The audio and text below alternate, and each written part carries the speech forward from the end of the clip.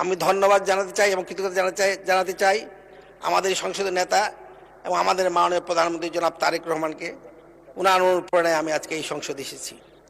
এবং আরও ধন্যবাদ জানাতে চাই আমার নেতা ঠাকুরগাঁয়ের কৃতি সন্তান এবং আমাদের মাননীয় মহাসচিব জনাব মির্জা ফখরুল ইসলাম আলমগীরকে, যার সহযোগিতায় এবং যার তাত্ত্বিক সার্বিক তত্ত্বাবধানে আমি নির্বাচিত হয়ে আজকে এই সংসদে কথা বলছি।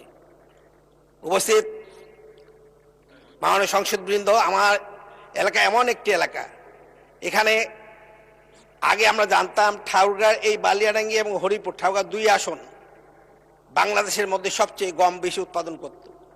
সেটি এখন সম্ভব হচ্ছে না। এখন যেটি হচ্ছে ধন্যবাদ মাননীয় সদস্য, আপনি ধন্যবাদ দিতে গিয়ে অনেক সময় নষ্ট করেছেন। আগে সমস্যাটা বলবেন, তারপরে ধন্যবাদ দিবেন টাইম পেলে। ধন্যবাদ। পরবর্তী বক্তব্য